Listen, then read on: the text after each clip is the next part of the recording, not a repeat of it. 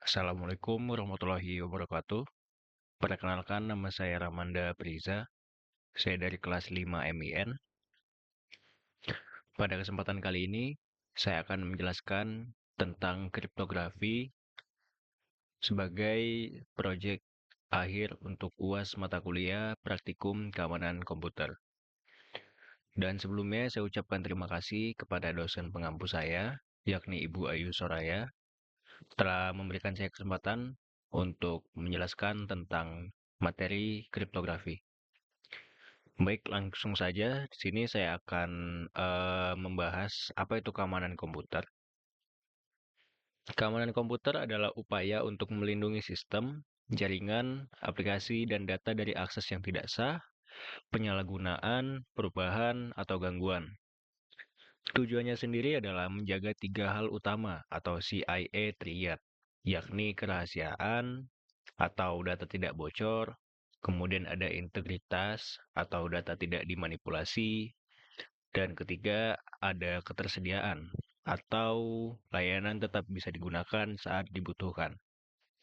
Lalu, kenapa kriptografi penting dalam keamanan komputer? Akan saya bahas di slide selanjutnya.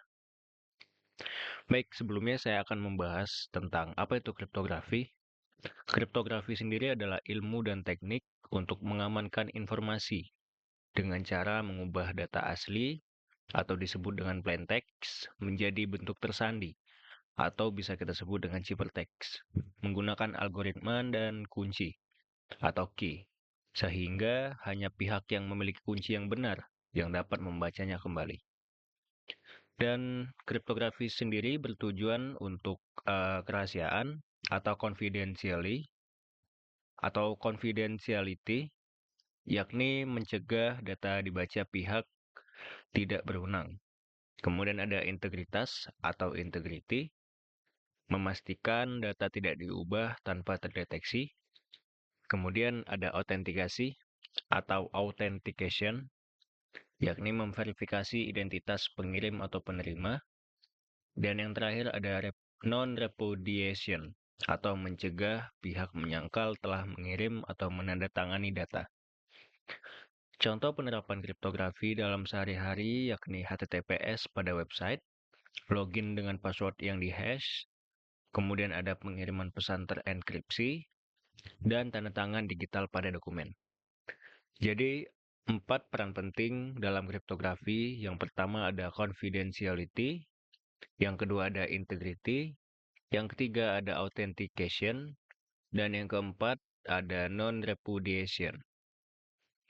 Baik, kita akan langsung membahas tentang sejarah dari kriptografi.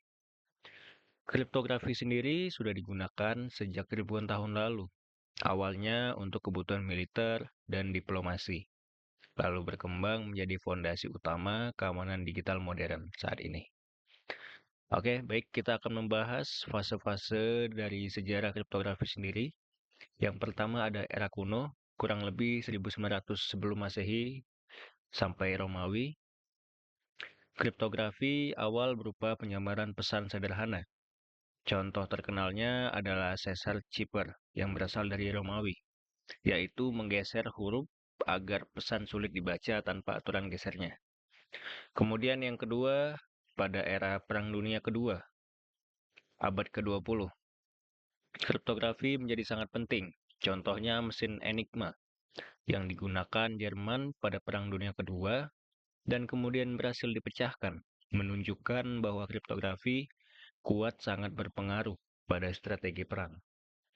Kemudian yang ketiga ada era komputer dari tahun 1970-an hingga 1990-an.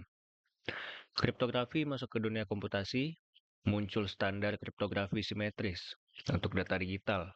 Misalnya, keluarga algoritma modern dan terobosan besar terjadi saat lahir kriptografi asimetris atau public key yang memungkinkan pengamanan komunikasi tanpa harus berbagi kunci rahasia terlebih dahulu. Baik, yang terakhir ada employee training. Kriptografi digunakan luas untuk keamanan layanan digital seperti HTTPS atau TLS, transaksi perbankan, e-commerce, tanda tangan digital, dan aplikasi chatting. Fokusnya tidak hanya menyembunyikan isi pesan, tetapi juga memastikan integritas, autentikasi, dan kepercayaan dalam komunikasi digital. Baik, itu tadi adalah sejarah dari kriptografi. Selanjutnya, kita akan membahas jenis-jenis kriptografi sendiri. Yang pertama ada kriptografi simetris. Bisa dilihat dari gambar yang saya tampilkan. Dari yang awalnya pengirim akan mengirimkan data asli atau disebut dengan plain text, dan kemudian dienkripsi menggunakan key atau kunci dan berubah menjadi ciphertext, lalu dikirim melalui jaringan dan dideskripsi oleh penerima menggunakan kunci yang sama yang digunakan oleh pengirim tadi dan berubah kembali menjadi plain text atau data asli, kemudian diterima oleh penerima. Baik, penjelasan dari kriptografi simetris sendiri adalah metode enkripsi yang menggunakan satu kunci yang sama untuk proses enkripsi dan dekripsi. Pada gambar, pengirim mengambil data asli atau plain text, lalu mengenkripsi menggunakan kunci rahasia sehingga berubah menjadi ciphertext. Ciphertext ini kemudian dikirim melalui jaringan. Setelah sampai, penerima menggunakan kunci yang sama untuk mendekripsi atau membuka ciphertext agar kembali menjadi data asli. Dan catatan penting di sini, keamanan kriptografi simetris sangat bergantung pada kerahasiaan kunci. Jika kunci bocor, ciphertext dapat dibuka oleh pihak lain. Baik, itu tadi adalah pengertian singkat dari simetris, maksudnya kriptografi simetris. Kemudian selanjutnya, di sini saya akan menjelaskan tentang kriptografi asimetris. Hampir sama dengan simetris, namun kriptografi asimetris adalah metode enkripsi yang menggunakan sepasang kunci berbeda, yaitu kunci publik atau public key dan kunci private atau private key. Sesuai alur pada gambar, pengirim mengambil data asli atau plain text lalu mengenkripsi menggunakan kunci publik milik penerima. Kemudian sehingga menjadi ciphertext. Lalu ciphertext kemudian dikirim melalui jaringan dan penerima melakukan dekripsi menggunakan kunci private yang hanya dia miliki. Sehingga ciphertext kembali menjadi data asli. Keunggulan utamanya adalah kunci publik boleh dibagikan, sedangkan kunci private harus dirahasiakan. Baik, itu tadi adalah pengertian singkat dari kriptografi asimetris. Kemudian di sini saya akan menjelaskan tentang fungsi hash. Bisa dilihat di sini alurnya dari pengirim mengirimkan plain text atau data asli, kemudian dienkripsi melalui beberapa key dan menjadi ciphertext, kemudian dikirim melalui jaringan dalam bentuk ciphertext, kemudian didekripsi kembali oleh penerima menjadi plain text dan terima oleh penerima. Dan penjelasan singkatnya adalah fungsi hash adalah proses yang mengubah data atau teks, file, atau password sehingga menjadi nilai yang unik berukuran tetap yang disebut hash atau diges. Hash bersifat satu arah, mudah dibuat tetapi sangat sulit dikembalikan ke data asli. Fungsi hash digunakan untuk verifikasi integritas data, dan jika isi data berubah sedikit saja, nilai hash berubah drastis. Itulah kenapa hash sangat sensitif dan sangat sulit dipecahkan. Kemudian penyimpanan password yang aman. Password disimpan dengan hash, bukan dengan teks asli. Lalu tanda tangan digital dan sertifikat. Hash dipakai sebagai sidik jari dokumen sebelum ditandatangani. Dan di sini terdapat sedikit catatan, hash bukan enkripsi karena tidak memakai kunci untuk membuka kembali data. Jadi berbeda dengan kriptografi simetris dan asimetris yang sebelumnya saya jelaskan. Baik, di sini terdapat proses enkripsi dan dekripsi. Apa itu enkripsi dan dekripsi? Enkripsi adalah proses mengubah data asli atau plain text menjadi data tersandi atau disebut dengan ciphertext menggunakan algoritma dan biasanya kunci agar informasi tidak bisa dibaca oleh pihak yang tidak berwenang. Dan apa itu dekripsi? Dekripsi sendiri adalah proses kebalikannya, yaitu mengubah ciphertext menjadi plain text kembali menggunakan kunci yang sesuai atau sama, sehingga data dapat dibaca kembali oleh pihak yang berhak. Jadi enkripsi dan dekripsi di sini saling berhubungan. Enkripsi itu membungkus dan dekripsi itu membuka bungkusnya kembali. Baik, saya akan melanjutkan dengan memperlihatkan studi kasus yang sudah saya buat. Baik, di kesempatan kali ini saya akan memberikan sedikit studi kasus tentang kriptografi, dan kriptografi yang saya gunakan sendiri adalah kriptografi simetris.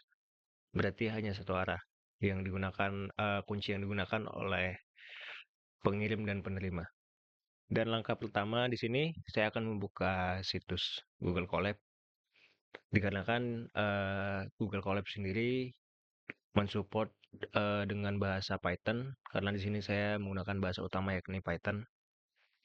Dan langkah pertama di sini saya akan menginstal library kriptografi sendiri dengan tanda seru pip spasi stripq spasi install spasi kriptografi. Kemudian saya jalankan dan ditunggu prosesnya. Oke, sudah terinstall untuk library-nya sendiri. Kemudian untuk studi kasusnya sendiri, di sini saya akan memberikan cerita bahwa konsep dasar enkripsi menggunakan kriptografi simetris. Kita di sini mempunyai dua tokoh utama, yakni Alice membuat sebuah kunci rahasia, lalu menenkripsi melalui plaintext, maksudnya menenkripsi plaintext menjadi ciphertext. Ciphertext ini aman untuk dikirim karena tidak bisa dibaca oleh pihak manapun yang tidak memiliki kunci. Setelah dikirim, akan diterima oleh peran yang kedua, yakni Bob. Bob akan menerima ciphertext yang dikirim oleh Alice tadi, dan Bob akan menggunakan kunci yang sama untuk mendekripsi atau membuka bungkus ciphertext yang dikirim oleh Alice tadi. Dan saya akan menunjukkan bahwa ciphertext diubah sedikit saja, proses dekripsi akan gagal, yang menunjukkan mekanisme keamanan mencegah manipulasi data. Dan bisa dilihat, saya akan mencoba menjalankannya. Oh ya, sebelumnya saya di sini mengimport library kriptografi yang tadi sudah saya install. Sebentar.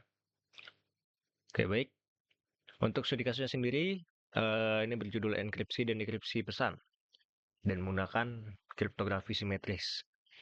Kunci simpan atau berikan ke penerima, yakni bisa dilihat untuk ciphertext-nya atau data asli yang sudah dibungkus dengan melakukan proses enkripsi.